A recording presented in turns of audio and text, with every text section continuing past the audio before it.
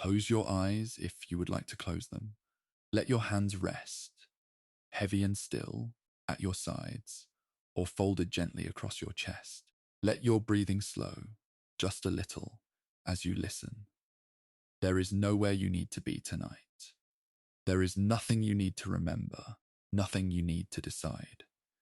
The night is quiet around you, and the world outside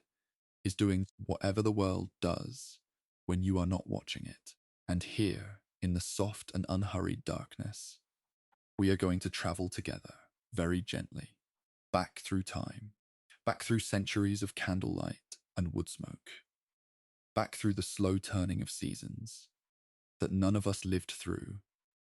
and none of us need to fear. We are going to listen to a story about medicine and about belief and about the long and winding road that human beings have walked in their effort to understand the fragile bodies they inhabit. It is not a frightening story, though it is a strange one. It is a very old story, and old stories have a particular quality of distance to them, a quality that makes them feel, somehow, like something you are watching through the amber glass of a lantern, soft and warm at the edges, removed from the sharpness of the present moment. If this voice helps you rest, consider subscribing to Plague Lullaby, but only if you are still awake to do so. If you are already drifting, then let us simply continue together, you and I, moving slowly and quietly through the history of a practice that lasted for 3,000 years, a practice that was built on belief as much as evidence, on tradition as much as truth, and on the deep and enduring human desire to do something, anything, when someone we love is suffering. Let your body grow heavier now, sinking into the surface beneath you, as we drift back to the beginning, to the earliest flicker of this long and complicated story. It was somewhere around 3,000 years ago, in the warm and fertile lands along the Nile River, that the story of bloodletting begins its first quiet chapter in a civilization that had already developed a surprisingly sophisticated understanding of certain aspects of the human body and a correspondingly intricate system of medical practices that blended careful observation with ritual, with prayer, and with the inherited wisdom of generations of healers who had watched and recorded and passed their knowledge forward through the long corridors of time.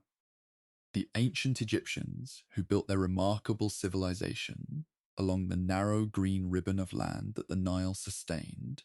were not, by any means, primitive in their medical thinking. They had physicians who specialized in particular ailments, surgeons who could set bones and treat wounds with a degree of competence that would not be fully surpassed for many centuries, and scribes who recorded medical knowledge in documents that would survive against all probability to be read by scholars in the modern age. Among these documents, the Ebers Papyrus, believed to date to approximately 1550 BCE, contains passages that historians believe refer to the practice of drawing blood from the body as a form of medical treatment, though the interpretation of these passages is not always straightforward, and scholars have noted that the Egyptians may have observed the hippopotamus, which secretes a reddish fluid from its skin, and drawn from that observation the notion that the spontaneous release of fluid from the body could be a form of natural self-healing, a purging of whatever had accumulated inside and grown excessive or corrupt. It is a remarkable thing to consider how an observation in nature, filtered through the particular lens of a culture's existing beliefs, could give rise to a medical practice that would persist across civilizations and millennia, outlasting the very civilization that first proposed it. The Egyptians understood the heart as a center of the body's vital functions, and they had some awareness of the vessels that carried fluid through the body, though their understanding of these vessels was quite different from what we know today,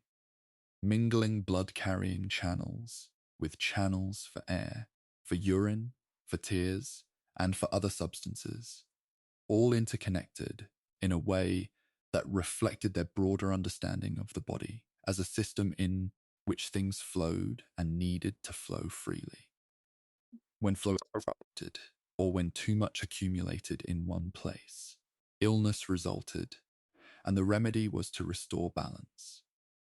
This foundational idea, so simple and so intuitive that it would recur independently in multiple cultures across the ancient world, was the seed from which 3,000 years of bloodletting would grow, slowly and steadily, like a vine that spreads across the walls of a building, and becomes so deeply embedded in the structure that it begins, eventually, to look like part of the building itself. The Egyptians buried their dead with instruments that researchers have identified as bloodletting tools, small sharp implements designed for the purpose of opening a vein,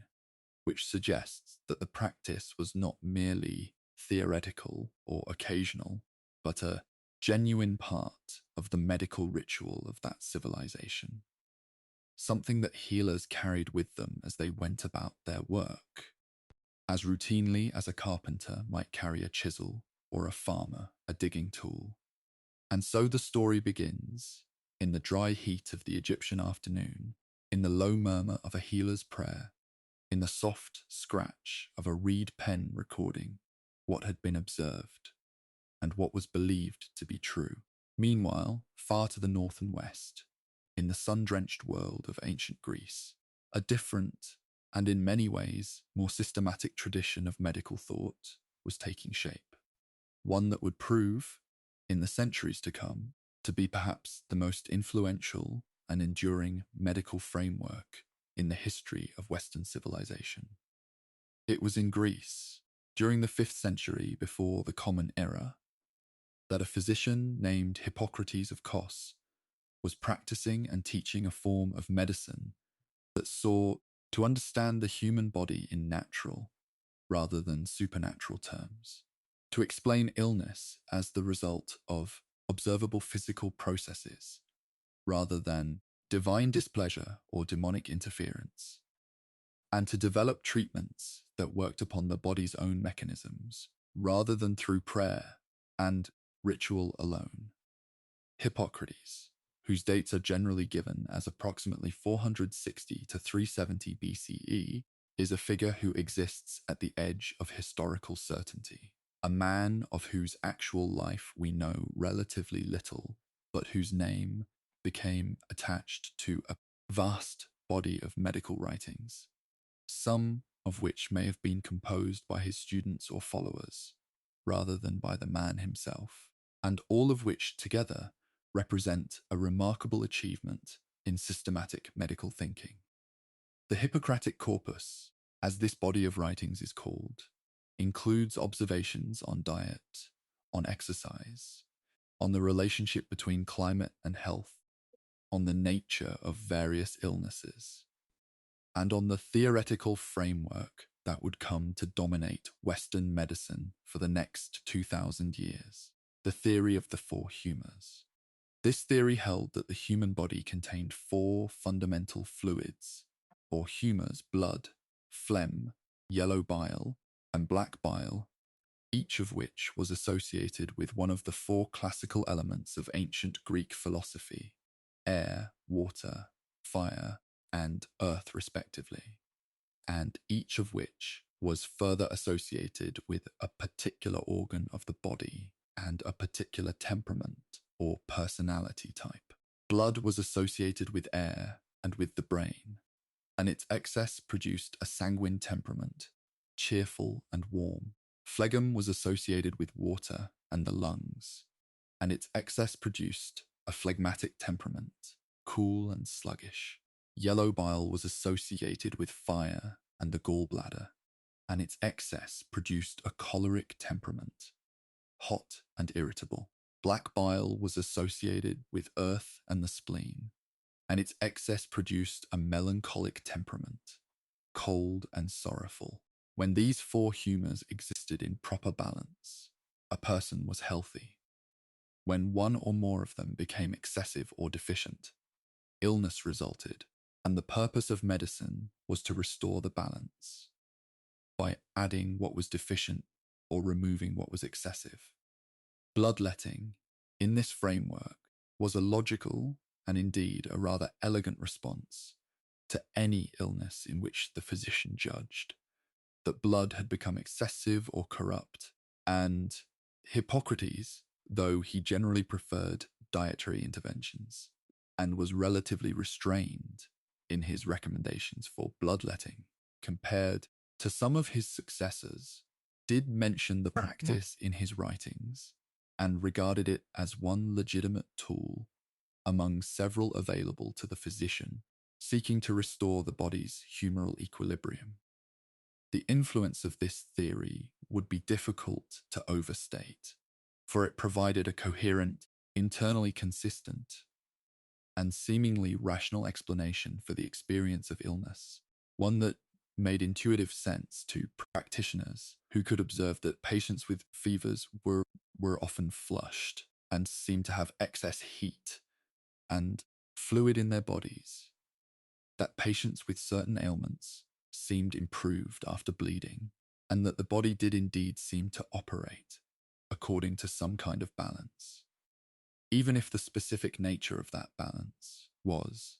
as we now understand, quite different from what the ancient Greeks imagined. And it is worth noting, as you let your shoulders soften and your breathing slow, that the theory of the four humours was not merely a medical doctrine, but a complete philosophy of the human being, a way of understanding not just why people became sick, but why they were the people they were, why some individuals were quick to anger and others slow, why some seemed always melancholy and others reliably cheerful, why the same illness might strike two people very differently, one recovering quickly while the other lingered. It was a theory that made human beings feel known, that offered a language for the ineffable varieties of human experience, and that embedded medical practice within a larger web of meaning that connected the physical body to the elements of the natural world and to the qualities of the mind and spirit. In this sense, the persistence of humoral medicine was not merely a matter of stubbornness or ignorance on the part of physicians who refused to update their understanding. It was also a testament to the deep human need for a unified framework, a single story that could account for everything, for illness and health, for temperament and character, for the relationship between the human body and the world around it. The Greek philosophers had built a magnificent edifice of thought, and the physicians who worked within that edifice were not simply failing to see its limitations. They were also genuinely and sincerely trying to help their patients using the best tools their tradition had given them in a world where the alternatives were often no better and sometimes considerably worse. And so we might hold, as we drift into the stillness of this night, something like quiet compassion for those ancient practitioners who brought what learning and what care they had to bedsides lit by oil lamps, in rooms that smelled of herbs and stone and the particular scent of a sick body, doing their best with what they knew. The name that stands above all others in the long history of bloodletting, the name that more than any other gave the practice its authority and its longevity in the Western world, is that of Galen of Pergamum, a physician born in what is now Western Turkey around 129 CE, during the reign of the Roman Emperor Hadrian, into a prosperous family whose resources allowed him an education of unusual breadth and depth. Galen studied at Pergamum, at Smyrna, at Corinth, and eventually at Alexandria, the great center of learning in the ancient world, where the library still held texts gathered from across the Mediterranean, and where the tradition of anatomical study was more advanced than anywhere else in the known world.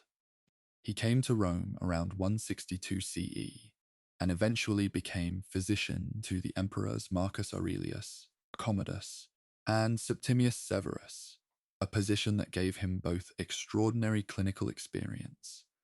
and enormous social influence, and that ensured his ideas would be treated with the kind of respect that attaches to those who move in the highest circles of power. Galen was, by any measure,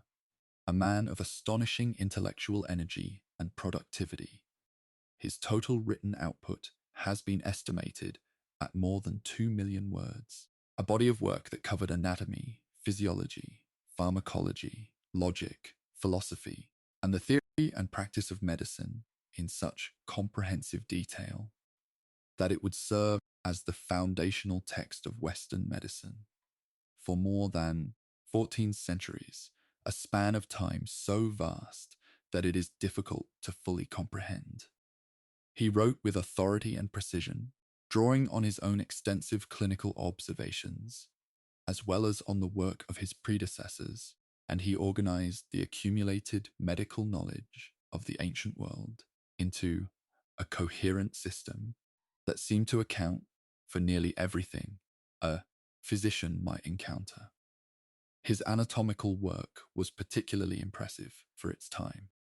He dissected animals, primarily Barbary macaques, which were the closest available substitutes for human bodies in a Roman society that generally prohibited the dissection of human corpses, and he used these dissections to make detailed observations about the structure of muscles, bones, nerves, and blood vessels that remained the most accurate available descriptions of the body for many centuries. He discovered, in the course of his dissections, that the arteries of living animals contained blood rather than air, correcting a significant error that had persisted since the time of Erasistratus, and this discovery led him to revise and expand the theory of bloodletting to encompass not just the veins but the arterial system as well, greatly increasing the scope of the practice and its apparent anatomical justification. Galen believed that blood was continuously produced in the liver from the food a person consumed, that it was then distributed throughout the body by the veins,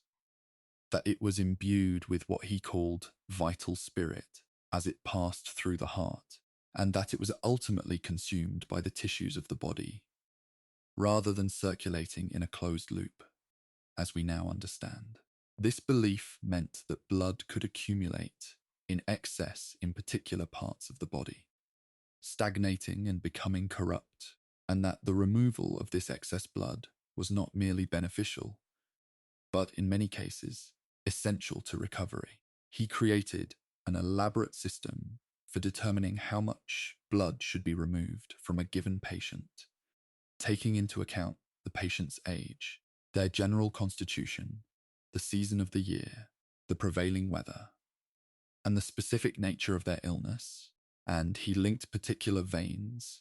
in different parts of the body to particular organs, so that a physician treating a liver complaint might open the vein in the right arm,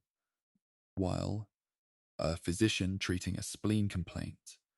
might open the vein in the left arm, and so on, through a detailed map of correspondences that gave the practice of bloodletting an air of precision and system that made it seem, to those trained in the Galenic tradition, like a genuinely scientific procedure rather than a mere ritual. And so Galen's great shadow fell across the centuries that followed, and generation after generation of physicians,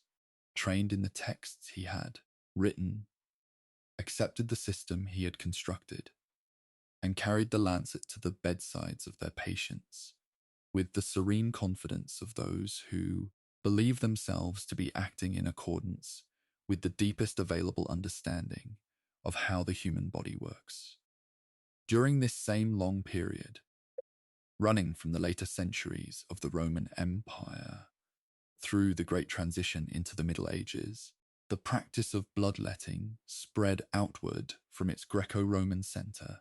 into the wider world, following the movements of trade and scholarship and religious transmission, taking root in new soils while retaining the essential shape that Hippocrates and Galen had given it.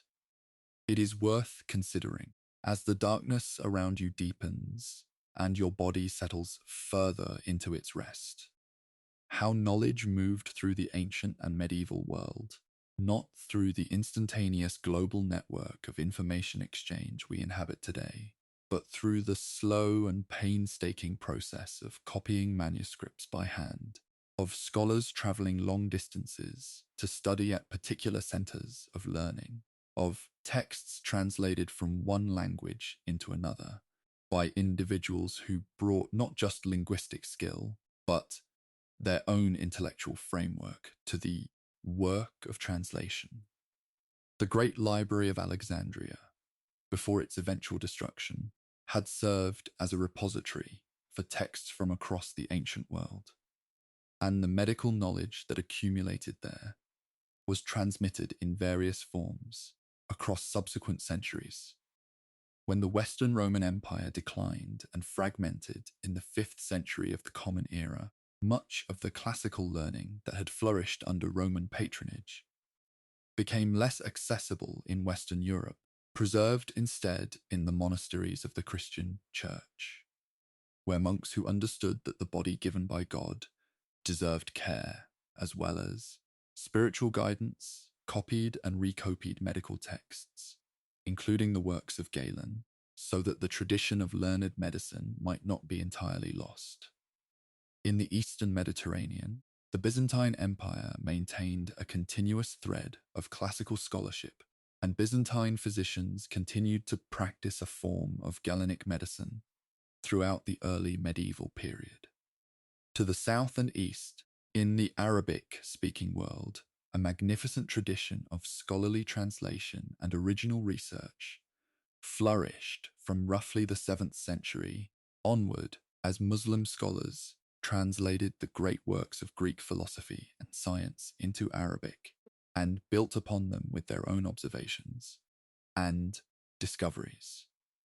The works of Hippocrates and Galen were among the first to be translated, and Islamic physicians, including Ibn Sina, known in the Western world as Avicenna, and Abu al-Qasim al-Zahrawi, known as Abul Qasis, incorporated bloodletting into their own comprehensive medical systems.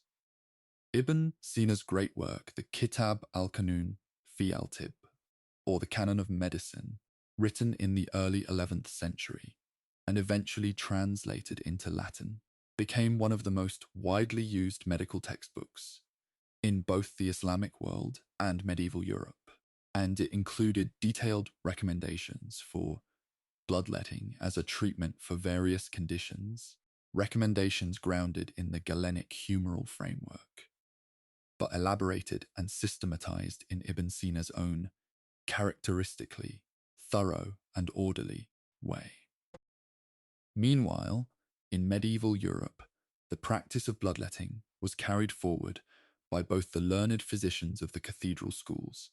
and later the early universities, and by the more practically minded barber-surgeons who actually performed the procedure on most patients, since the learned physicians who considered manual procedures somewhat beneath their dignity as scholars generally confined themselves to diagnosis and prescription, while leaving the actual cutting and bleeding to the barbers and surgeons who worked with their hands. This division of labor between the university-educated physician who theorized and directed and the practically skilled practitioner who cut and bled and sutured would persist throughout the medieval period and well into the early modern era. And it is, in part, the origin of that familiar object that still marks the location of barbershops in many parts of the world today. The red and white striped pole, whose colours represent, in the most direct and literal way possible, the blood that was drawn and the bandage that was applied in the course of a perfectly ordinary visit to the man who cut your hair. As the medieval period unfolded across Western Europe, from roughly the 5th century to the 15th, the practice of bloodletting became so thoroughly integrated into the fabric of medical life that it was not merely a treatment for the sick, but something closer to a routine practice for the healthy as well. A form of seasonal maintenance for the body, prescribed in the spring and autumn with something of the regularity with which we might now consider, say, a dental cleaning or an annual medical examination. The monasteries that had preserved much of classical learning also became important centres of medical practice, since the monks who kept the libraries also cared for the sick, and the principle that the health of the body was a prerequisite for the work of the soul gave monastic medicine a practical urgency that kept it closely connected to the traditions of Galenic healing. Monastic bloodletting, known by the Latin term minutio, was performed on a regular schedule, and some monasteries had specific regulations governing how often monks should be bled, which veins should be opened, and how the monks should rest and eat in the days following the procedure to allow their bodies to recover. The Benedictine rule, which governed the daily life of monks in many European monasteries, made specific provisions for the care of those who had recently undergone bloodletting, including lighter duties and extra food, to help the body restore what had been taken from it, which suggests that even within the framework of belief in the practice's benefits, its practitioners were aware that it had a weakening effect that needed to be managed carefully. Outside the monasteries, in the courts of kings and nobles, bloodletting was equally established as a routine part of health maintenance, and the personal physicians of powerful rulers were expected to administer it at appropriate intervals, taking into account the elaborate astrological calculations that had become, by the medieval period, an important part of determining the correct time for the procedure. Medieval bleeding charts, known as phlebotomy charts or vein men, were extraordinarily detailed documents that mapped the veins of the body against the signs of the zodiac and the phases of the moon, specifying that particular veins should be opened at particular times, according to the movements of the celestial bodies, and that it was dangerous to bleed at certain times of the month or year, when the planets were in configurations that would make the procedure harmful rather than beneficial. This integration of astrology into the practice of bloodletting might seem, from our present vantage point, like an obvious sign of the distance between medieval medicine and anything we would recognize as science, but it is worth considering that the medieval physicians who used these charts were working within a complete and internally consistent worldview, in which the movements of celestial bodies genuinely did affect earthly events and human bodies, a worldview that was shared by virtually all educated people of their time, and that was grounded in the same Greek philosophical tradition that provided the humoral theory of disease, so that bloodletting and astrology were not two separate and contradictory systems awkwardly combined, but two aspects of a single unified framework for understanding the relationship between the human body and the cosmos it inhabited. The Talmud, the central text of Jewish religious law and scholarship, also made recommendations about the appropriate days and times for bloodletting, specifically in the tractate Shabbat, recommending certain days of the week for the procedure, while warning against others, and this convergence of medical and religious guidance around bloodletting across multiple major traditions of thought, Greek, Roman, Byzantine, Islamic and Jewish, speaks to how deeply embedded the practice had become in the collective understanding of what it meant to take care of a human body in the medieval world. The sounds of that world come to us now only in imagination. The slow drip of water in a monastery courtyard, the soft footsteps of a monk on a stone floor, the scratch of a quill on parchment, as a physician recorded his observations, by the light of a candle, the distant toll of a church bell marking the canonical hours. And somewhere in that quiet, the soft sound of a basin being set down, and a vein being opened in the arm of someone who believed, sincerely and without a shadow of doubt, that this was the right thing, the helpful thing, the thing that would make them well. Over the next century, and the century after that, as Europe slowly made its way through the late medieval period and into the Renaissance, the practice of bloodletting continued essentially unchanged in its fundamental assumptions, even as other aspects of medicine and natural philosophy began, slowly and tentatively, to be reconsidered in the light of new methods and new discoveries. The Renaissance, that flowering of art and learning that spread across Europe from roughly the 14th to the 17th century, is often described as a period of radical intellectual renewal, a time when the authority of ancient texts was challenged by direct observation and individual inquiry, and when the accumulated errors of medieval scholarship were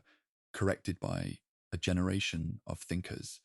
brave enough to look at the world with fresh eyes. And in certain respects, this description is accurate. The painters and sculptors of the Renaissance produced works of extraordinary anatomical precision, informed by a new willingness to study the human body directly, and the anatomists who provided the bodies for study, and the observations that accompanied them made discoveries that genuinely did correct significant errors in the Galenic account of the body's structure. Andreas Vesalius, born in Brussels in 1514, and educated at the University of Louvain, and later at Paris and Padua, published in 1543 a monumental work titled De Humani Corporis Fabrica, on the fabric of the human body, which was based on direct dissection of human cadavers, and which identified numerous errors in Galen's anatomical descriptions, errors that had persisted for more than 13 centuries, because no one had been willing, or in some periods legally permitted, to systematically check Galen's animal dissections against the actual structure of the human body. Vesalius corrected Galen's account of the heart, the liver, the jaw, the sternum, and many other structures, and his book, illustrated with magnificent and detailed engravings, represented a genuine revolution in anatomical knowledge. And yet, for all his willingness to correct Galen's anatomy, Vesalius did not abandon Galenic medicine. He continued to practice bloodletting and to recommend it to his students, because the anatomical errors he had identified did not in themselves undermine the humoral theory of disease that justified the practice, any more than correcting a mistake in a building's blueprint would necessarily cause one to question the fundamental principles of architecture. The tradition was simply too deep, too coherent, and too thoroughly integrated into the training and practice of physicians to be dislodged by any single set of discoveries, however significant. Bloodletting was not a peripheral oddity of ancient medicine that a more sophisticated age had moved past. It was the central therapeutic practice of the entire tradition, the thing that physicians actually did when their patients were sick, and to abandon it would have been to abandon medicine itself, which was something that no physician, however innovative in their thinking, was prepared to do. And so the Renaissance passed, and the practice of bloodletting continued, carried forward by physicians who were in many ways more knowledgeable about the structure of the human body than their medieval predecessors, but who remained just as committed to the humoral framework that had given bloodletting its rationale for 2,000 years. It is a particular quality of long, unhurried evenings, and of the slow drift towards sleep. That time seems to lengthen and compress in ways that the daylight hours do not allow, so that a century might feel like a single breath, and a single life might feel like a whole world. And we are able to hold many lives and many centuries in the quiet space of one night's rest, as though history were not a long and complicated road, but simply a very gentle dream. And in this spirit, let us drift forward now through the 16th century and into the 17th, which was the century in which the most fundamental challenge to the Galenic theory of bloodletting was made. Not by a philosopher or a mere skeptic, but by a physician named William Harvey, who looked at the human heart and the blood that moved through it with a degree of methodical, experimental rigor that was genuinely new, and who arrived, through his observations, at a conclusion that should, by any rational measure, have brought the practice of bloodletting to an immediate end. Harvey was born in Folkestone, in the county of Kent, England, in 1578, and received his medical education at Cambridge, and then at Padua, the great university in northern Italy, that was, in the late 16th century, the most advanced centre of medical and scientific learning in Europe, the place where Vesalius had taught, and where the tradition of direct, anatomical observation was most firmly established. It was at Padua that Harvey encountered the ideas of Girolamo Fabricius, his teacher, who had described the valves in the veins of the human body, small flap-like structures that prevent blood from flowing backward, though Fabricius himself had not fully understood the significance of what he had discovered. Harvey understood, returning to England and taking up a position at St. Bartholomew's Hospital in London, where he would serve as physician for more than 30 years. Harvey conducted a series of careful and systematic observations on the movement of blood in living animals, tying off arteries and veins, and noting the swelling and collapse of the vessels on either side of the ligature, measuring the volume of blood expelled by the heart with each contraction,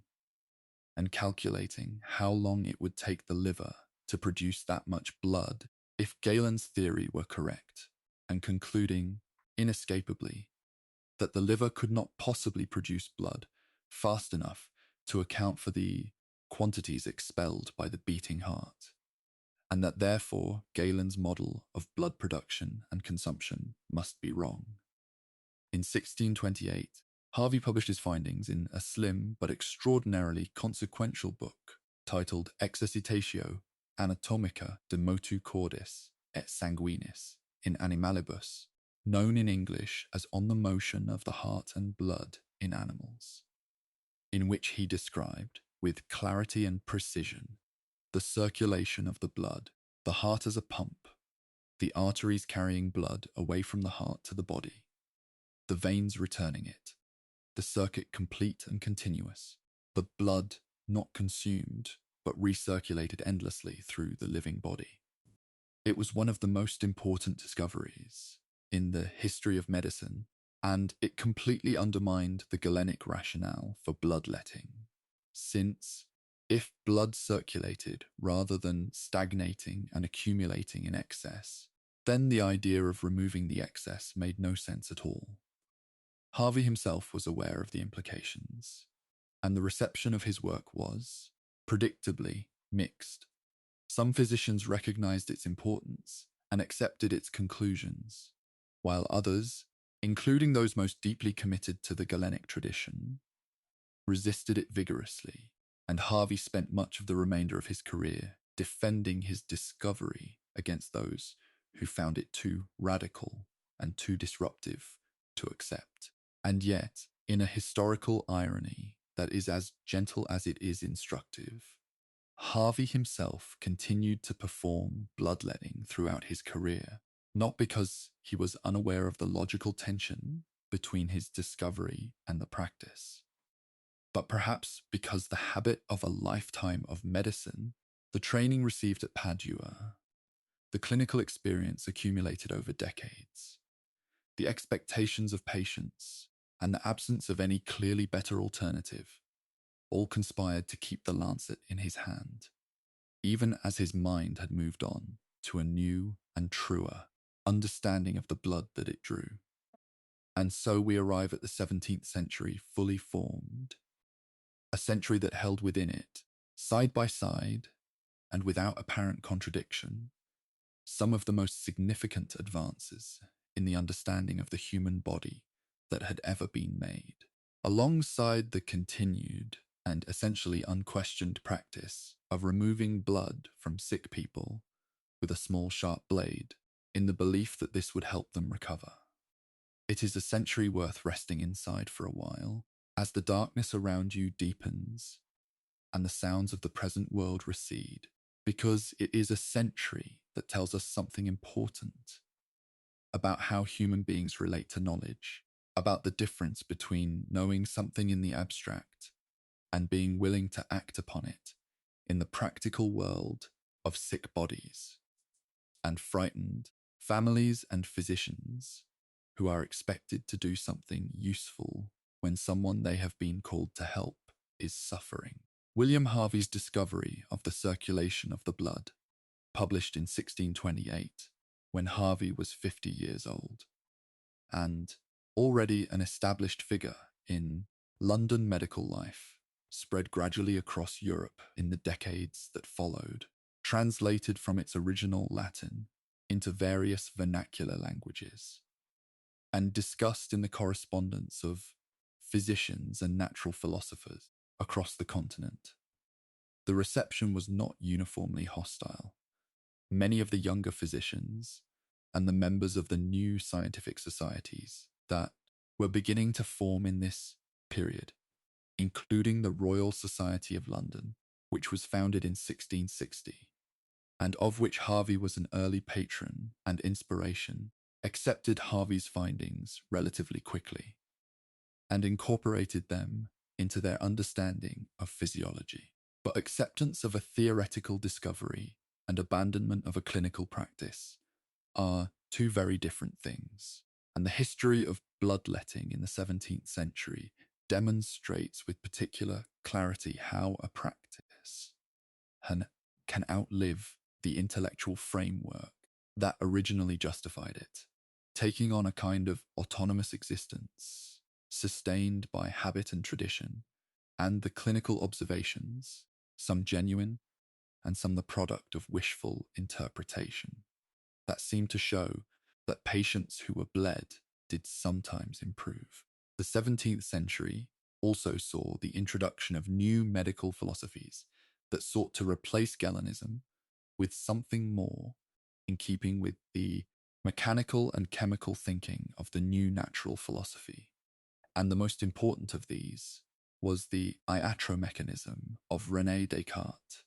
and his followers, who proposed that the human body could be understood as a machine, its organs functioning like the pumps and levers and bellows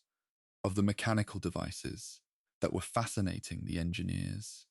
and inventors of the age. In this framework, the heart was a pump and the blood vessels were pipes, and illness could be understood as a dysfunction of the mechanical system, a blockage, or an excess of pressure, or a failure of some part of the mechanism to operate as it should. Bloodletting fit reasonably well into this mechanical metaphor, since reducing the pressure in the system by removing some of the fluid it contained seemed, within the logic of hydraulics, like a plausible way to address certain kinds of mechanical dysfunction. And so the practice survived the transition from humoral to mechanical medicine, adapting its rationale while retaining its essential character, and the physicians of the late 17th century continued to carry their lancets and their basins to the bedsides of the sick, even as they debated among themselves whether the body was primarily a humoral system in need of balance or a mechanical system in need of adjustment. And even as the evidence for either interpretation of bloodletting's usefulness remained, as it had always been, largely anecdotal and unverified by anything we would today recognize as systematic experimental testing. The tools of bloodletting are worth pausing to consider in some detail because they tell their own quiet story about the relationship between medical belief and material culture, about the way that ideas become objects and objects, shape the hands and habits of those who use them, and about the particular aesthetic of a practice that lasted long enough to develop its own craft traditions, its own specialized instruments, its own guilds and training regimes, and commercial supply chains. The most fundamental instrument was the lancet, a small, flat, double-edged blade typically measuring somewhere between 1 and 3 inches in length, set into a handle of wood, bone, ivory, tortoise shell, or silver, depending on the wealth and status of the physician who carried it, and kept sharp enough to open a vein with a single swift stroke that would cause the minimum of pain and tissue damage. Lancets were made by specialized craftsmen who worked in the tradition of the surgical instrument trade, and they were available in a range of sizes to suit different patients and different veins, from the robust veins of the arm that were most commonly used for general bleeding, to the smaller and more delicate vessels of the neck or the temple that required a finer and more precise instrument. The phleem, a different type of instrument used primarily by barber-surgeons and later by farmers, performing bloodletting on animals, had a broader blade that could open a larger vessel more quickly and was favored for the kind of rapid, substantial bleeding that was sometimes considered necessary in acute conditions. The scarificator was a later innovation, a spring-loaded device that could make multiple small incisions simultaneously in the skin, and was used primarily for a technique called dry cupping, in which heated glass cups were applied to the scarified skin to draw blood to the surface, a variation on bloodletting that avoided the need to open a deep vein, and was considered by some practitioners to be a gentler and more controllable method. Leeches, of course, require their own particular consideration, and we shall return to them in some detail later. But it is worth noting here that the use of medicinal leeches, Hirudo medicinalis, as an alternative to the lancet was already well established by the medieval period and would reach its extraordinary peak of popularity in the early 19th century, when the demand for leeches across Europe became so great that wild populations in many countries were nearly exhausted, and a substantial international trade in the creatures developed, with leeches collected from ponds and marshes in Hungary, Poland, Russia, and North Africa being shipped to France, England, and Germany to meet the seemingly insatiable demand of a medical profession that had come to regard the humble leech as one of its most useful therapeutic agents. The bleeding bowl, a shallow vessel of pewter, silver, or earthenware into which the blood was collected as it flowed from the opened vein, was typically graduated with lines marked at intervals of a few ounces, so that the physician could monitor the quantity of blood removed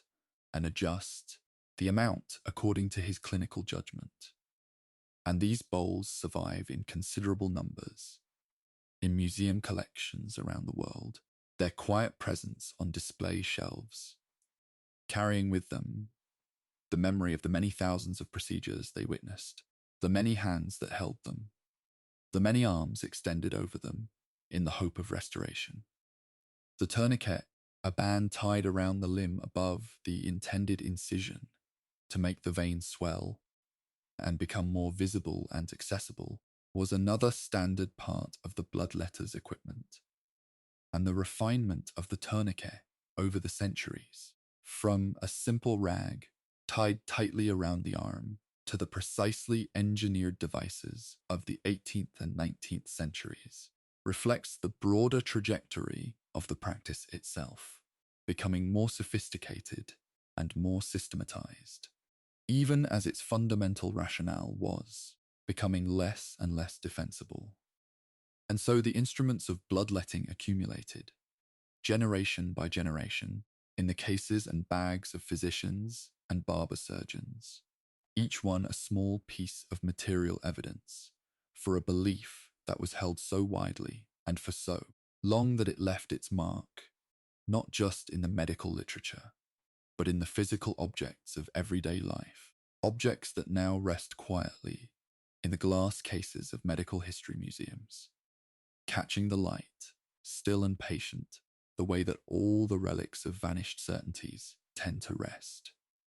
During the 17th century, as the practice of bloodletting continued its long journey through the medical world essentially unchanged in its most basic character, a figure appeared in the medical landscape of France, whose influence on the practice and whose personal flamboyance in its application would make him one of the more vivid characters in this quiet history, a man named Guy Crescent Fagon, physician to King Louis XIV of France, and a committed Galenist of the old school, who practiced and promoted bloodletting with an enthusiasm that many of his contemporaries found excessive, even by the standards of the day. Louis XIV, the Sun King, whose reign lasted from 1643 to 1715, and who is remembered as one of the most powerful monarchs in European history, the builder of Versailles, the patron of Molière and Racine, the embodiment of French royal absolutism, was also, throughout his long life, a patient subjected to an extraordinary and almost certainly harmful regime of medical intervention, including not merely bloodletting, but frequent purging with laxatives, enemas administered with remarkable regularity, and a variety of other treatments that collectively constituted one of the most aggressively managed medical programs in recorded royal history. Records suggest that in a single year, Louis XIV received more than 2,000 enemas, nearly 300 purgings, and 30 or more bloodlettings, a regime that would have kept his body in a more or less permanent state of depletion, and that his physicians maintained in the genuine belief that they were preserving his health and extending his life by managing the balance of his humours with careful and continuous attention. Fagon, who served as first physician to the king from 1693 until Louis's death in 1715, was a man of considerable learning and genuine dedication to his patient, but his commitment to aggressive humoral management was such that historians have sometimes wondered, with the benefit of hindsight, whether his ministrations shortened rather than extended the life of the monarch in his care. The court of Versailles was, in any case, a place where the practice of medicine was conducted in a highly formalized and public manner, where the king's health was a matter of state significance, where physicians competed for influence and prestige, and where the management of the royal body was surrounded by ritual and ceremony that gave every medical procedure, including bloodletting, an air of theatrical gravity that it might not have possessed in more ordinary settings. It is worth pausing to imagine the scene in one of the great gilded chambers of Versailles, the soft fall of morning light through tall windows, the rustle of silk, the murmur of courtiers, and somewhere in the centre of it all, the king, reclining on his magnificent bed, his arm extended over a silver basin, while a physician in a long wig and an embroidered coat drew a small blade across the swelling vein in the crook of his elbow, and the blood, dark and warm, fell in a thin arc into the bowl below. Outside the palaces of the great, in the towns and villages of France and England and Spain and the German states, the same scene was being repeated in far humbler settings, in cottages and taverns, and the back rooms of barbers' shops, with pewter basins and plain iron lancets instead of silver instruments, but with the same fundamental belief, the same reaching toward health through the act of opening a vein, the same ancient faith in the body's capacity to be improved by the careful removal of what had become excessive or corrupt. It was in the 18th century that bloodletting reached, in many parts of Europe, and in the newly independent United States of America, something approaching its maximum intensity as a medical practice. A period when the volumes of blood removed in the course of treating serious illness were larger than they had generally been before. When the theoretical justifications for the practice were elaborated with new sophistication, and when the consequences for patients were correspondingly severe. The figure who more than any other personified this intensification of bloodletting in the English-speaking world was a Scottish physician named John Brown, whose medical system, known as Brownianism, proposed a radically simplified theory of disease that divided all illnesses into two fundamental categories: those caused by excessive excitation of the body's vital force,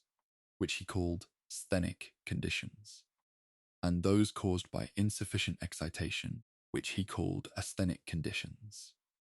Brown held that most serious illnesses were of the asthenic type, characterized by debility and weakness, and that they required stimulating treatment, including alcohol and opium, rather than the depleting treatments of traditional Galenic medicine, which meant that his system actually called for less bloodletting than the Galenic tradition, and his followers criticized the Galenists for excessive and harmful bleeding of already debilitated patients. In the United States, however, Brown's ideas were interpreted and applied differently by Benjamin Rush, the Philadelphia physician, who is sometimes called the American Hippocrates, a founding father who signed the Declaration of Independence, a professor at the College of Philadelphia, and later the University of Pennsylvania, and a man whose influence on American medicine in the late 18th and early 19th centuries was enormous and, in the matter of bloodletting, deeply problematic. Rush trained a generation of American physicians in his own highly aggressive version of bloodletting, recommending the removal of quantities of blood that far exceeded what even most of his European contemporaries would have considered appropriate, sometimes removing as much as 4/5 of the total blood volume from a single patient in the course of treating a serious illness, a quantity that would now be recognized as almost certainly fatal in itself. His theory was that the arteries were the seat of disease, and that the only way to reduce the dangerous tension in the arterial system was to remove very large quantities of blood, and he applied this theory with particular vigor during the Great Yellow Fever epidemic that struck Philadelphia in 1793,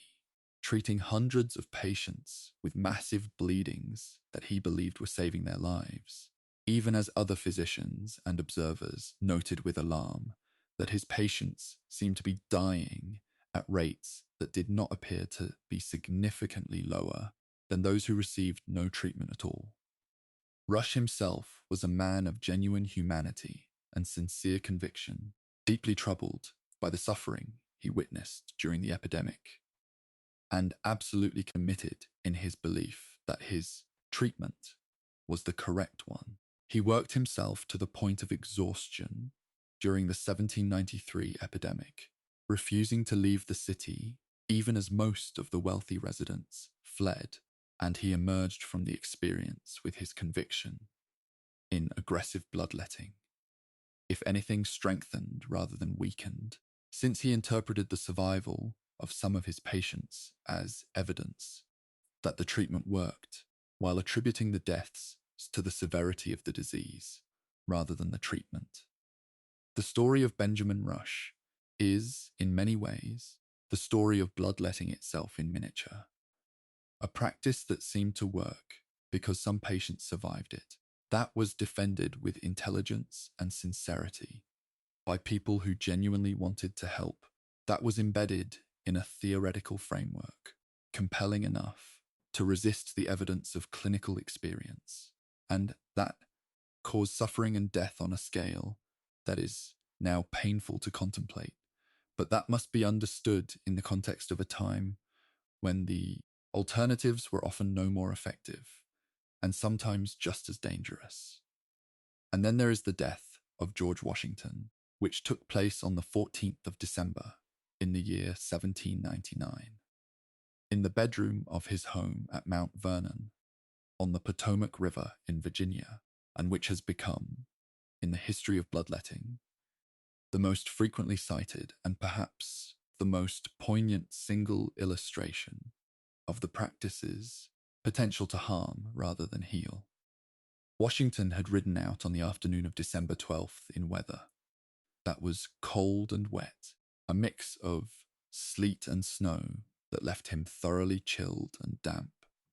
and he developed in the hours that followed a condition that his physicians would describe as inflammatory quinsy of the throat, which historians and medical scholars have since suggested was most likely acute epiglottitis, a serious bacterial infection of the tissue at the base of the tongue that causes severe swelling, difficulty swallowing, and, in untreated cases, obstruction of the airway. By the morning of December 13th, Washington was in significant distress, his throat badly swollen, his breathing laboured, his voice reduced to a hoarse whisper. And the first of what would become a series of bloodlettings was initiated before any physician had even arrived, carried out by his estate overseer at Washington's own request, since Washington himself believed in bloodletting and requested it as the appropriate first response to his symptoms, a detail that tells us something important about how thoroughly the practice had been absorbed into the general population's understanding of what to do when illness struck. Over the course of the day that followed, 3 physicians attended Washington. James Craik, his personal physician and a longtime friend. Gustavus Richard Brown, called from Port Tobacco in Maryland. And Elisha Cullen Dick, a younger physician from Alexandria, who was, as it happened, somewhat more skeptical of aggressive bloodletting than his colleagues. The 4 bleedings that the physicians administered over the course of December 13th and 14th removed, by various estimates, somewhere between 5 and 9 pints of blood from Washington's body, which represented a substantial fraction, somewhere between a third and nearly half, of the total blood volume of a man of his size, and the effect of this progressive depletion on a body already stressed by infection and respiratory difficulty can be imagined without being dwelt upon. Elisha Dick, the youngest of the 3 physicians, apparently argued against the final and most aggressive bleeding, proposing instead that they attempt a tracheotomy, a procedure to open the airway directly through the throat, which might have bypassed the swelling that was obstructing Washington's breathing. But he was overruled by his more senior colleagues, who remained committed to the humoral approach, and who did not consider the more radical surgical intervention appropriate. Washington died in the early hours of December 14th, 1799, at the age of 67, surrounded by his family and his physicians, and the cause of his death, while certainly connected to the underlying infection, has been the subject of considerable historical and medical debate ever since, with many scholars concluding that the aggressive bloodletting, by severely weakening an already compromised patient, contributed materially to the outcome. Washington's death did not end the practice of bloodletting. It did not produce a sudden wave of clinical reflection that led to the abandonment of the lancet. It was mourned and discussed and in some cases used as evidence for differing conclusions about the appropriate scale of bleeding in acute illness. But the fundamental practice continued, because the belief that sustained it was deeper than any single case, however famous the patient. And yet Washington's death lives in the history of medicine as a kind of quiet memorial, a reminder of the human cost of the gap between what we believe and what is true. A reminder that even the best intentioned care can cause harm, and that the willingness to question a practice that seems to be working is one of the most important and most difficult things that medicine ever asks of its practitioners. The early 19th century was in many ways the high water mark of bloodletting as a medical practice in Europe and North America, a period when the volumes of blood removed in clinical practice were at their largest, when the theoretical frameworks supporting the practice were being elaborated and systematized with new energy, and when the demand for leeches in particular had grown so enormous that it constituted a significant ecological and commercial phenomenon that touched the lives not just of physicians and patients, but of the farmers, collectors, and traders who supplied the creatures to the medical market. France was, during this period, the undisputed center of Western medicine, and the hospitals of Paris, which were the largest and most sophisticated medical institutions in the world at the time, were also the places where bloodletting was practiced on the most systematic and intensive scale. The great physician Francois-Joseph Victor Broussais, born in Saint-Malo in 1772, and educated at the Val-de-Grâce Military Hospital in Paris, developed an influential theory of disease that he called physiological medicine, which held that virtually all illness was the result of inflammation of the digestive tract, and that the appropriate treatment for this inflammation was to reduce it by depleting the body of blood, primarily through the application of leeches to the abdomen. Broussais' system was enormously influential in the France of the 1820s and 1830s, and his advocacy for leeches as the preferred method of bleeding made him the single greatest driver of the French leech trade during a period when France was importing millions of leeches annually from other European countries. In the year 1833 alone, according to records cited by medical historians, France imported approximately 42 million leeches, a number that represents a genuinely staggering demand, and that tells us something about the scale of the clinical application of bloodletting. At its peak, since each leech might remove only a small quantity of blood, a few cubic centimeters, but when applied in numbers of a dozen or more at a time to patients who were already ill and weakened,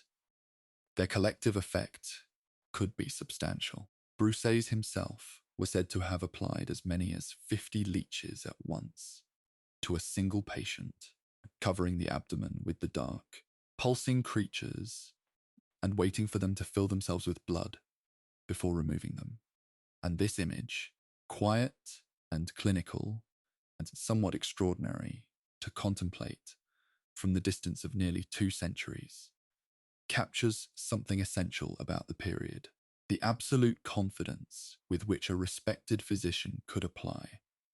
what we would now consider a deeply counterproductive treatment, the genuine theoretical framework that justified it, and the patient lying still beneath the weight of medical authority and the pull of small, hungry mouths hoping to be made well. The leech market was not merely a French phenomenon.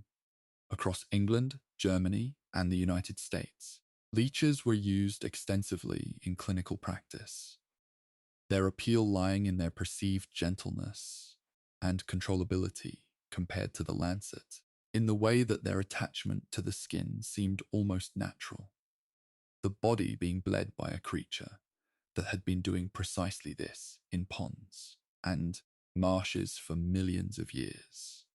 and in the ease with which a patient or a family member could apply them,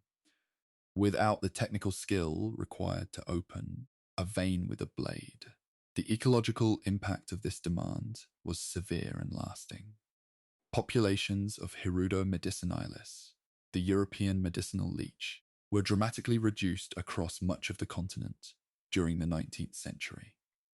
and in some regions effectively exterminated, and the species did not recover in many areas for many decades. A consequence of medical fashion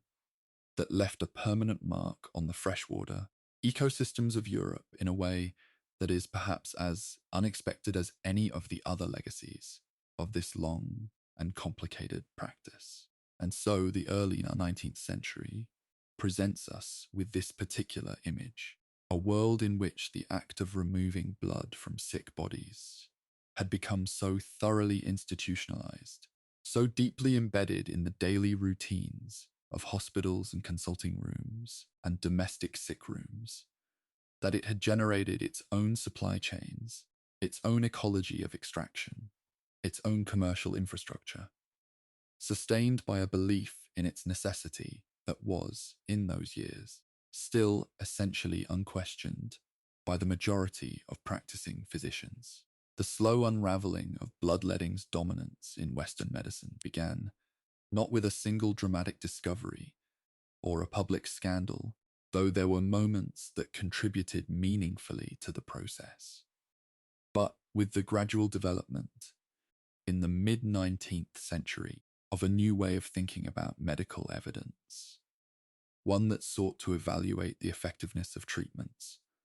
not through the accumulating weight of clinical opinion and theoretical plausibility,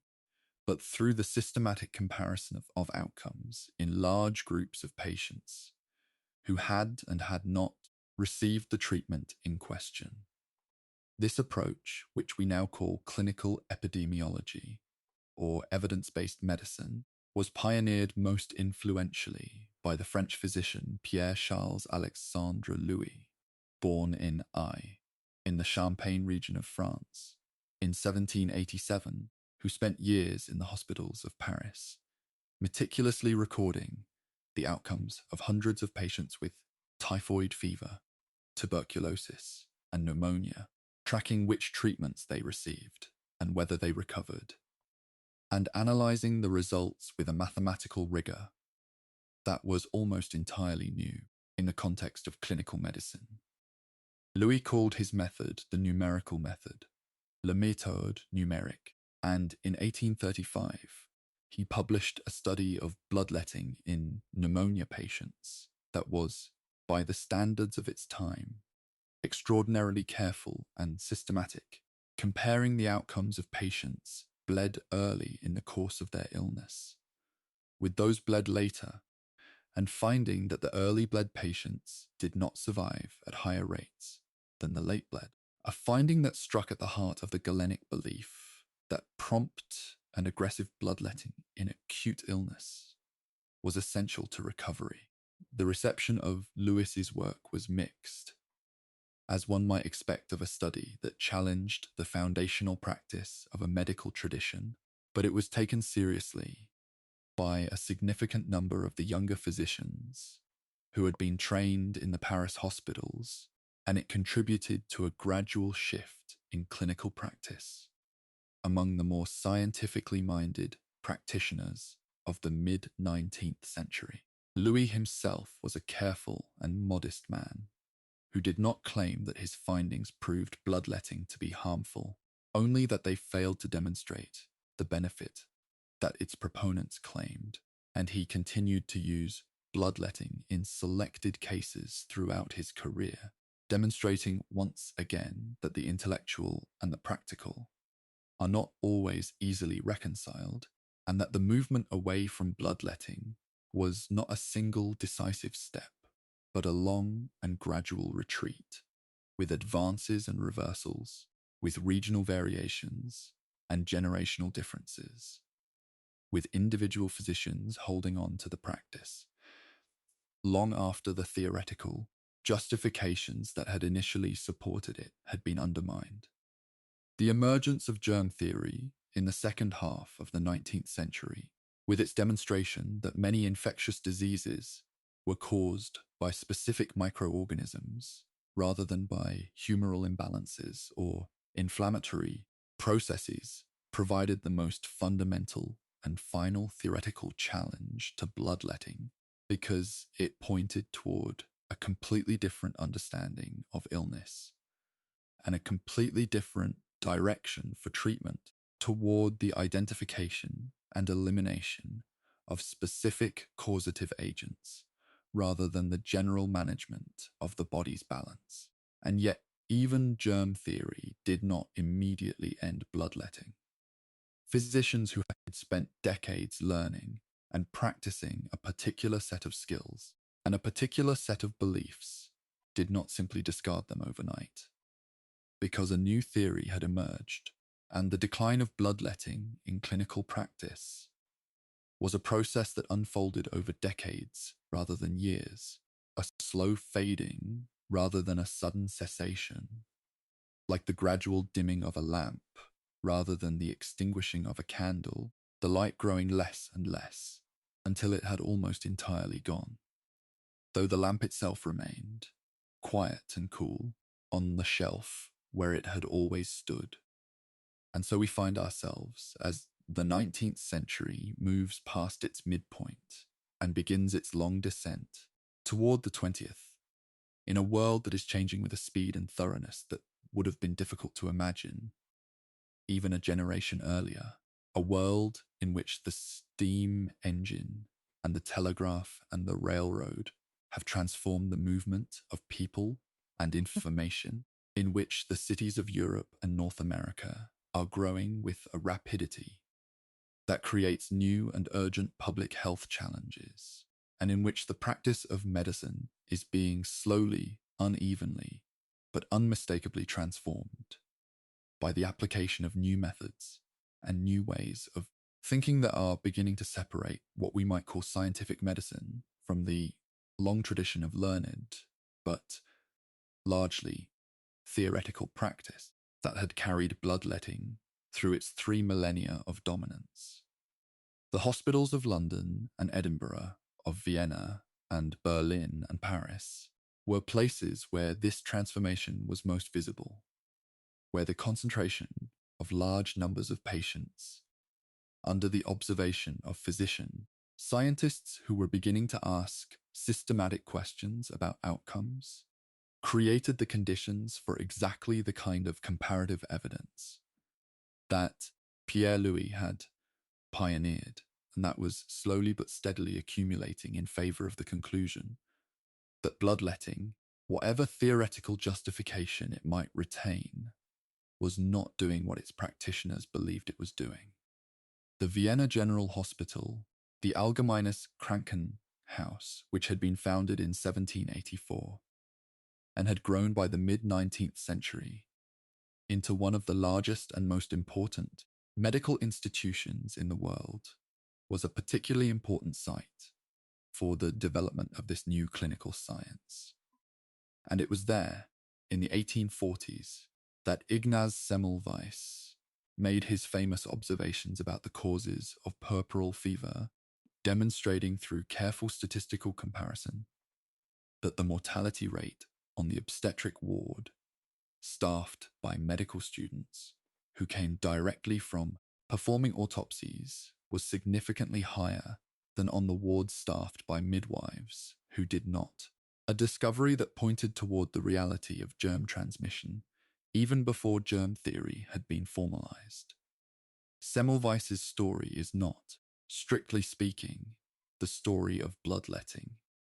but it belongs to the same broader narrative about the slow and painful replacement of tradition with evidence about the resistance of established medical culture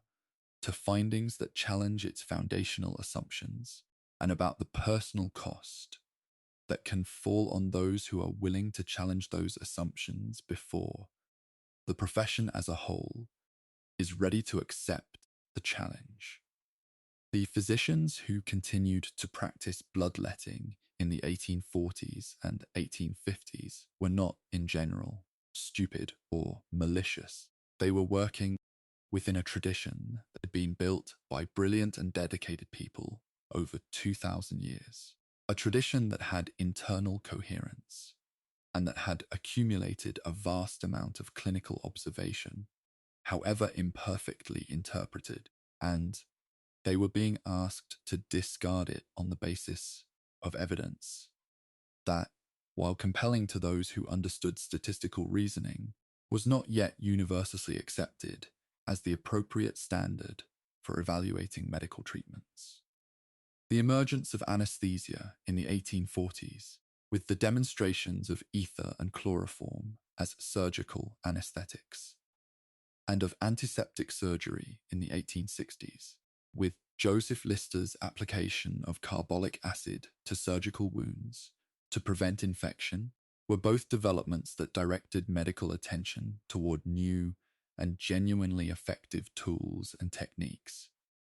and that contributed, in their own ways, to the gradual displacement of bloodletting from the center of clinical practice toward its margins, the spread of hospitals as institutions for active treatment, rather than merely as places where the poor went to die, and the growing emphasis on careful bedside observation and the recording of vital signs, such as temperature and pulse and respiratory rate, all contributed to a clinical culture in which outcomes were more carefully tracked, and in which the gap between the expected and actual benefits of any given treatment was more likely to be noticed and questioned. And yet the practice persisted, in various forms and to varying degrees, well past the point where its theoretical foundations had been undermined, carried forward by individual practitioners who had been trained in its use, and who found it difficult to abandon a tool that seemed, in their clinical experience, to have produced benefit, even if that apparent benefit was, as we now understand, largely the result of the body's own recovery mechanisms operating in spite of, rather than because of the treatment administered. The story of bloodletting's decline is inseparable from the story of the rise of bacteriology and germ theory, which represents perhaps the most fundamental reconceptualization of infectious disease in the history of medicine, a shift so thoroughgoing that it effectively replaced the entire theoretical framework within which bloodletting had made sense, with a new framework in which it made no sense at all. Louis Pasteur, the French chemist and microbiologist born in Dole in 1822, was the central figure in the development of germ theory, in its most influential form, though he built upon the work of many predecessors and contemporaries, including the German physician and bacteriologist Robert Koch, who was born in Clausthal in 1843, and whose development of rigorous laboratory methods for identifying and culturing specific bacteria provided the technical foundation for the new science of bacteriology. Pasteur's demonstration in the 1850s and 1860s that fermentation and putrefaction were caused by specific microorganisms rather than by spontaneous chemical processes, and his extension of this principle to the realm of human disease, established that many illnesses were the result of infection by specific living organisms that invaded the body from outside, multiplied within it, and caused the symptoms that the physician observed. Koch's subsequent identification of the specific bacterial causes of tuberculosis in 1882 and cholera in 1883, along with the development of his famous 4 postulates for establishing the causal relationship between a specific microorganism and a specific disease, gave bacteriology a methodological rigor and a predictive power that humoral theory had never possessed, and that made the older framework look, in retrospect, not merely incorrect, but inadequate as a basis for clinical intervention in a way that was becoming difficult for even the most traditional practitioners to deny. In this new world of bacteriology, bloodletting was not merely ineffective. It was, from the perspective of the new theory, actively harmful in most of the conditions for which it had historically been prescribed, since the removal of blood from a body fighting a bacterial infection served only to weaken the very physiological systems, including the immune functions of the blood itself, that were the body's primary means of combating the infection. The white blood cells, or leukocytes, whose crucial role in fighting infection was being discovered in this same period through the work of Eli Metnikoff and others, were among the casualties of aggressive bloodletting, since removing large quantities of blood removed not merely the red blood cells that carried oxygen and the fluid volume that maintained blood pressure, but also the immune cells that were, as it were, the body's army in the war against the bacteria that were causing the illness. This understanding did not arrive all at once, and the connections between Pasteur's and Koch's discoveries and the clinical practice of bloodletting were not always immediately drawn by practicing physicians who were busy managing wards full of sick patients and who had not necessarily kept pace with the latest developments in laboratory science. But over the course of the 1870s and 1880s, the accumulating weight of bacteriological evidence contributed substantially to the intellectual climate in which bloodletting was becoming increasingly difficult to defend. The medical journals of the period document this shift with a kind of archaeological clarity, showing the gradual change in tone from confident advocacy of bloodletting in acute disease to cautious qualification to occasional critical questioning, spread across a generation of publications in which one can trace, almost sentence by sentence, the slow erosion of a 3,000-year-old certainty. And so the second half of the 19th century presents us with the picture of a practice in retreat, still practiced, still defended in some quarters, still taught in some medical schools, but losing ground year by year to a combination of theoretical displacement, accumulating negative evidence, and the gradual adoption of new treatments that, while imperfect, were at least grounded in a more accurate understanding of what was actually happening inside a sick body. Meanwhile, even as bloodletting was losing its central place in mainstream Western medicine, it continued to be practiced in a variety of settings and traditions that remind us that the history of medicine is not a single straight line from ignorance to knowledge, but a complex, branching landscape in which many different systems of practice and belief coexist and interact in ways that do not always follow the logic of the textbooks. In the rural communities of Europe and North America, where access to formally trained physicians was limited, and where traditional healing knowledge was passed down through families and local practitioners rather than through institutions of learning, bloodletting continued to be practiced well into the late 19th, and even the early 20th century as a domestic remedy, administered with the phlegm or the lancet, or simply by applying leeches collected from local ponds, for conditions ranging from headaches and fevers to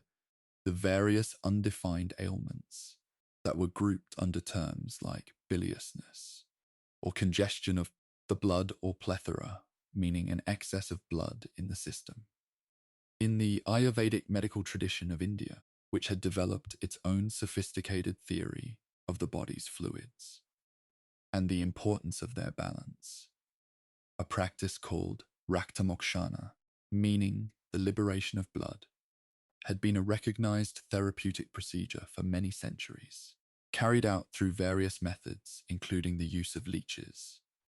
the application of a gourd or hollow horn to the skin and direct incision of a vein, and this practice continued to be taught and applied within the Ayurvedic tradition throughout the period when Western medicine was abandoning the lancet, because it was embedded in a different theoretical framework, one that was not dependent on Galenic humoral theory, and that was not therefore undermined by the discoveries that had dismantled Galenism. In traditional Chinese medicine, a different but conceptually related set of practices involving the manipulation of the body's vital energy, or qi, through various means, including acupuncture, and in some traditions, the controlled release of blood, continued to be practiced across the enormous and demographically diverse territory of China, where Western bacteriology was slow to penetrate, and where the existing medical tradition had a depth and continuity that made it deeply resistant to rapid displacement by imported scientific frameworks. In the Ottoman Empire and in the Persian and Arab medical traditions that had, as we noted earlier, incorporated bloodletting through the translation and elaboration of the Galenic texts, the practice continued in various forms through the 19th century, adapted to local materials and techniques, but recognizably descended from the same ancient source that had produced the phlebotomy charts of medieval Europe and the silver basins of Versailles. And so bloodletting, in its various cultural forms, was not simply a Western medical error that was corrected and discarded. It was a global phenomenon that had taken root in multiple traditions simultaneously, each of which had developed its own theoretical justification and its own clinical practice, and the decline of which followed different trajectories in different parts of the world, some faster, some slower, some more complete, some leaving behind residual practices that persist to the present day in forms that are sometimes barely recognizable as descendants of the ancient practice of drawing blood for healing. The figure of the barber surgeon deserves, at this point in our quiet journey, a longer and more careful consideration than we have yet given it. Because the barber surgeon was, for most of the long history of bloodletting in Western Europe, the person who actually performed the procedure on the majority of patients, the person whose hands held the lancet, and whose skill and experience determined whether a bleeding went smoothly or badly, and whose guild traditions and training practices shaped the everyday reality of bloodletting far more concretely than the theoretical discussions in the universities and the medical schools. The barber surgeon's trade had its origins in the medieval monasteries, where monks who were trained in medicine were eventually forbidden by a series of church councils, culminating in the Council of Tours in 1163, from performing procedures that involved the shedding of blood. Since such procedures were considered incompatible with the monastic vocation of peace and non-violence, this prohibition created a need for lay practitioners who could perform the manual, blood-involving procedures that the learned monks could no longer perform themselves. And the barbers, who were already present in the monasteries as the people responsible for shaving the monks' heads and faces, were the natural candidates for this role, since they already possessed sharp instruments and the manual skill to use them precisely on the human body. Over the following centuries, the barber surgeons developed into a distinct professional group with their own guild structures, their own training apprenticeships, their own standards of practice, and their own social status, which was consistently lower than that of the learned physicians who prescribed treatments and diagnosed conditions, but generally did not perform the manual procedures themselves. In England, the Company of Barber Surgeons was incorporated in 1540 by an Act of Parliament, and the combined guild of barbers and surgeons remained united until 1745, when the surgeons separated to form their own distinct professional body, the Company of Surgeons, which eventually became the Royal College of Surgeons of England, one of the most prestigious medical institutions in the world. The red and white barber's pole, as mentioned briefly earlier, is the most enduring material legacy of the barber-surgeons' bloodletting practice. The red representing blood, the white representing the bandage used to bind the wound afterward, and the pole itself representing the stick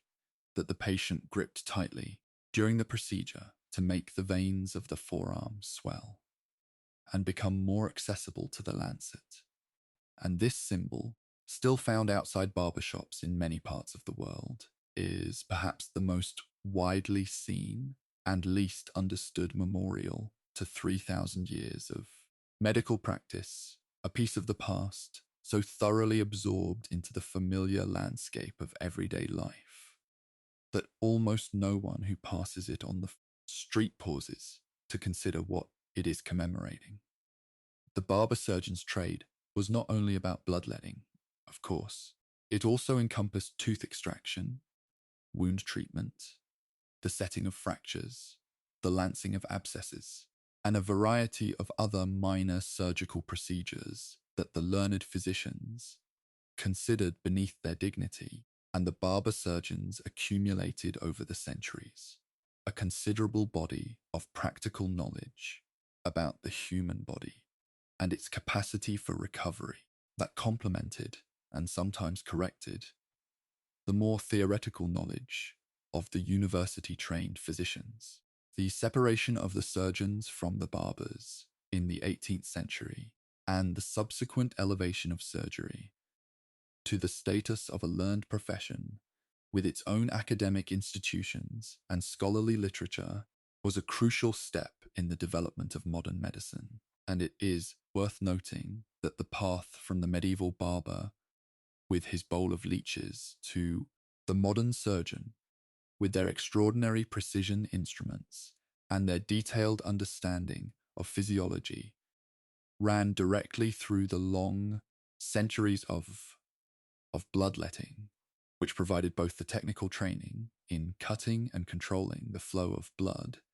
and the institutional framework within which surgical skill could develop and be transmitted across generations. As the 19th century drew toward its close and the 20th century began to take shape, the practice of bloodletting in mainstream Western medicine had been reduced to a small number of specific conditions in which the removal of blood could be justified by a rationale grounded in the new physiology rather than in humoral theory, conditions in which blood or specific components of blood did genuinely accumulate in excess and in which reduction was genuinely beneficial. The most important of these was a condition known as polycythemia vera, first described clarity by the French physician Louis-Henri Vaquez in 189, 2, in which the bone marrow produces red blood cells at an abnormally high rate, leading to a thickening of the blood and an increased risk of clotting and other circulatory problems, and for which regular removal of blood, called phlebotomy or venesection, is still to this day the standard and most effective first-line treatment. The recognition that bloodletting had a legitimate therapeutic role in polycythemia vera was, in a certain sense, a vindication of the intuition that had driven 3,000 years of the practice, the sense that too much blood could sometimes be a genuine problem, and that removing some of it could genuinely help, even if the specific conditions to which this reasoning actually applied were far narrower than the ancient practitioners had imagined. Hemochromatosis, a hereditary condition in which the body absorbs and stores excessive amounts of iron, leading to accumulation of iron in the liver, heart, and pancreas, with potentially serious consequences, is another condition for which regular therapeutic phlebotomy remains the standard. Treatment in the 21st century, again on the basis of a rationale, the removal of excess iron stored in red blood cells that is firmly grounded in molecular physiology and that bears no resemblance whatever to the humoral reasoning that would have been offered for the same procedure 2,000 years earlier. Porphyria cutanea tarda, a disorder of heme biosynthesis that causes skin fragility and blistering in response to sunlight, is also treated in some cases by phlebotomy, as is polycythemia secondary to other conditions. The survival of bloodletting in these specific and carefully justified clinical contexts is not a continuation of the ancient practice in any meaningful sense. It is rather a coincidence of procedure without continuity of rationale, the same physical act carried out for entirely different reasons. In the way that the motion of a hand pressing a tablet screen might look superficially similar to the motion of a hand pressing a typewriter key, but represents an entirely different relationship between the human being and the technology they are using.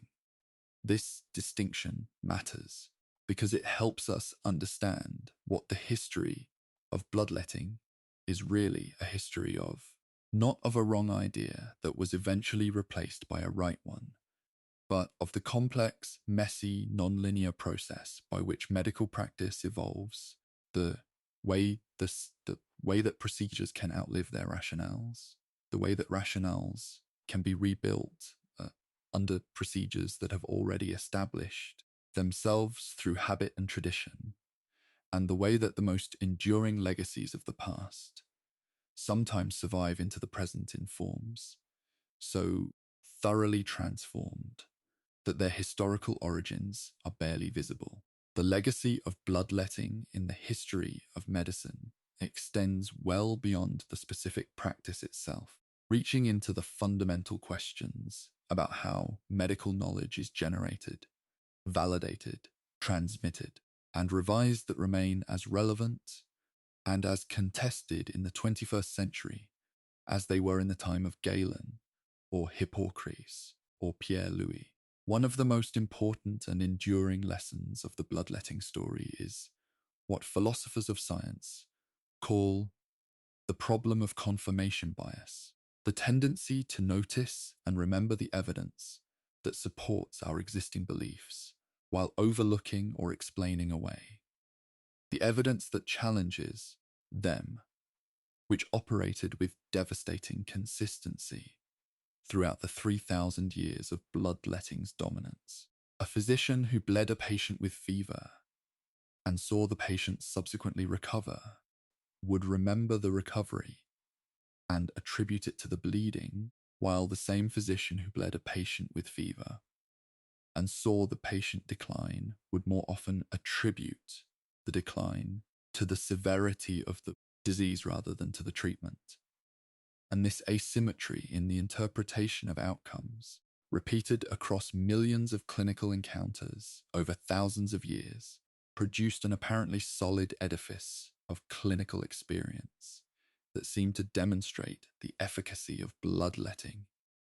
even though it was, in fact, demonstrating something quite different: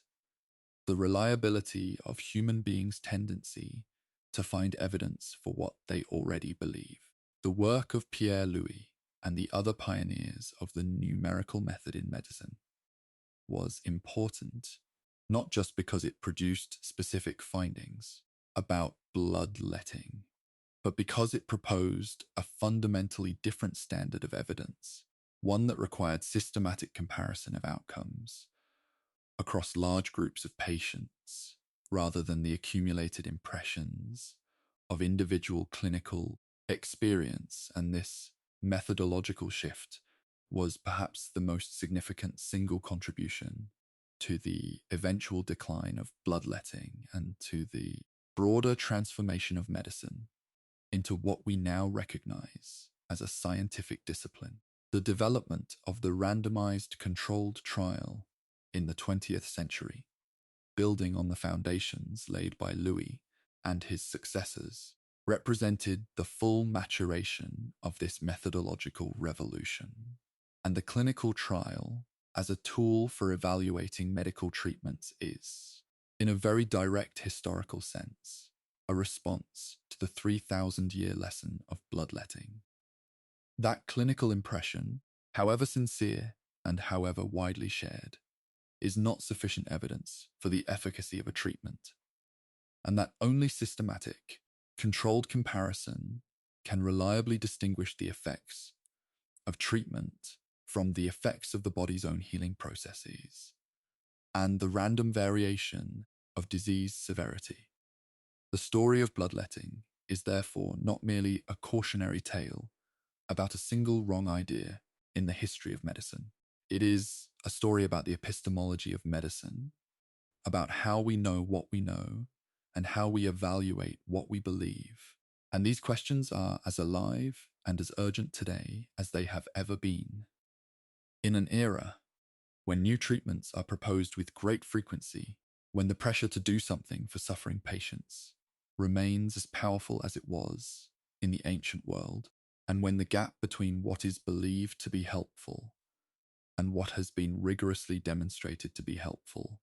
can still be, in certain areas of practice, uncomfortably wide.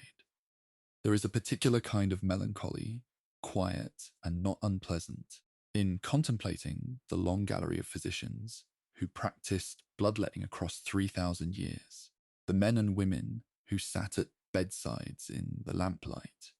who carried their instruments with care, who learned their craft through years of study and observation, and who believed, sincerely and without reservation, that what they were doing was the right thing for the patient before them. They were not villains. They were not fools.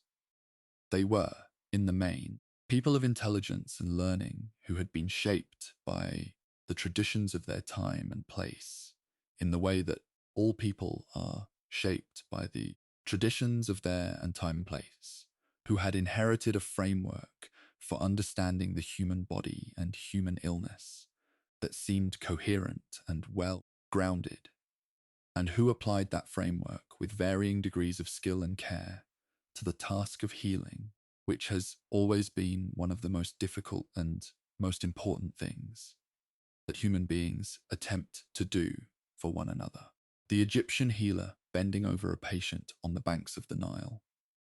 the Greek physician at the bedside of a citizen of Athens, the Roman physician in the household of a senator, the medieval monk in the infirmary of his monastery, the barber-surgeon in the back room of his shop, the court physician in the gilded chambers of Versailles, the university professor in the wards of a great hospital, the country doctor in the farmhouses of the American interior. All of them were doing what they had been trained to do. What their teachers had told them was right, what the accumulated authority of their tradition had endorsed, and what their own clinical experience, filtered through the inevitable lens of human psychology, seemed to confirm. The tragedy of bloodletting, if we choose to call it a tragedy, is not that bad people did bad things. It is that good people did harmful things while believing them to be helpful, and that the mechanisms by which this came about, the authority of tradition, the coherence of theoretical frameworks, the psychology of confirmation, the social dynamics of professional guilds and learned institutions, are mechanisms that are not unique to any particular time or place, but are enduring features of how human beings think and learn and practice their professions.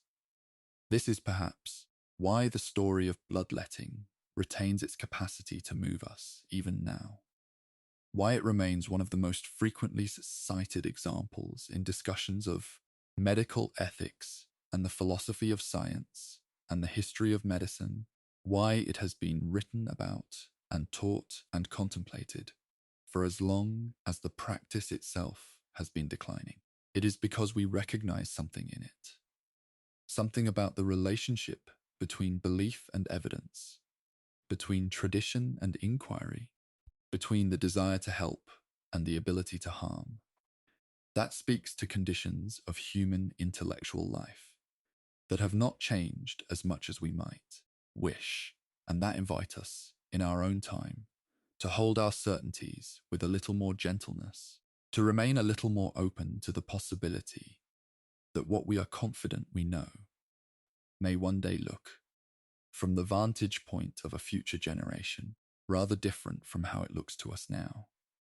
And it is in this spirit of gentle uncertainty, rather than in any spirit of smugness or condescension toward those who practiced what we now know to have been a harmful art, that the history of bloodletting can be most usefully received, as a mirror in which the present may catch a glimpse of itself, and as a reminder of the patience and humility that the pursuit of true understanding requires. The 20th century brought, in rapid succession, the full development of germ theory into the age of antibiotics, the discovery of vitamins, and the understanding of nutritional deficiency diseases, the development of surgical techniques of astonishing precision, the creation of vaccines that prevent the diseases that had devastated human populations for millennia, and the gradual, still ongoing development of a genomic and molecular understanding of the body's workings that would have been inconceivable to any physician who ever held a lancet over a bleeding bowl. Alexander Fleming's discovery of penicillin in 1928 and the subsequent development of the antibiotic era in the 1940s gave physicians for the first time a tool that could genuinely and directly address many of the bacterial infections that bloodletting had been used to treat for centuries, and the contrast between the effect of penicillin on bacterial pneumonia and the effect of bloodletting on the same condition is perhaps the clearest single illustration of the difference between a treatment that works and a treatment that was believed to work, between the new medicine of the bacteriological era and the ancient medicine of the humoral tradition. The development of blood transfusion as a medical procedure, which required not only the discovery of the circulation of the blood by William Harvey, but also, much later, the identification of blood groups by Karl Landsteiner in 1901,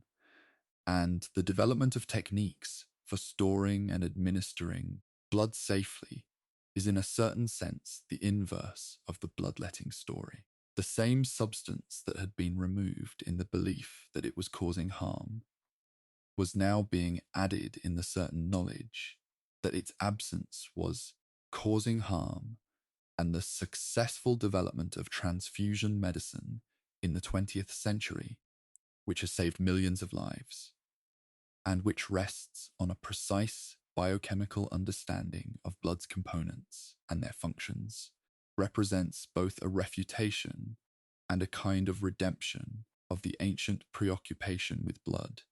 as the central fluid of health and disease. Holistic medical traditions that incorporated bloodletting in various forms, including Ayurveda and traditional Chinese medicine, have continued to evolve and adapt in the 20th and 21st centuries, with varying degrees of integration with the findings of modern biomedical science, and the question of how to evaluate and, where appropriate, incorporate the insights of traditional healing systems into evidence-based practice remains one of the most interesting and contested questions in contemporary medicine. And the medicinal leech, Hirudo medicinalis, whose populations were so dramatically reduced by the demands of 19th century medicine, has found a new and more precisely justified role in modern microsurgery, where leeches are used to relieve venous congestion in reattached or transplanted tissue. Their anticoagulant saliva, which contains a substance called hirutin, helping to maintain blood flow in the delicate vessels of microsurgical repairs, while the body's own circulation is re-established, a use that is scientifically validated, clinically effective, and a reminder that the relationship between human medicine and the natural world is never quite so simple as a story of error and correction might suggest. The final chapter of Bloodletting's story in Western medicine was written not in any single dramatic moment, but in the long, quiet decades of the late 19th and early 20th centuries. As the practice faded from the medical schools and the major hospitals of Europe and North America, persisting longest in rural areas and in the practices of older physicians trained in earlier traditions, until by roughly the 1920s, it had ceased to be a routine part of mainstream clinical practice in the places where medical education was most closely integrated with the new sciences of bacteriology, physiology, and pharmacology. The textbooks of the early 20th century still included discussions of bloodletting, but increasingly in the context of history rather than instruction. And the lancet and the bleeding bowl, which had been as standard a part of the physician's equipment as the stethoscope would later become, were retired to the display cases of medical history collections,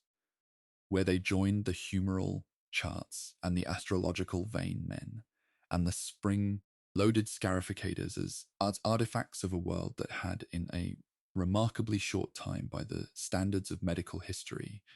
passed away. The physicians who had been trained in the last decades of the 19th century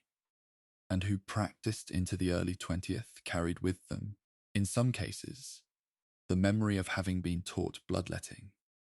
and a few of them, in their memoirs and clinical records, reflected on the transition, noting the strangeness of looking back from the certainty of the new bacteriological medicine to the certainty of the old humoral medicine, and finding in that comparison a source of genuine intellectual unease that is, in many ways, the appropriate response to any honest engagement with the history of medical practice. William Osler, the great Canadian physician who taught at McGill, at Johns Hopkins, and at Oxford, and who more than almost any other figure shaped the character of English language medical education in the late 19th and early 20th centuries, was a man deeply interested in the history of medicine and capable of writing about bloodletting and the humoral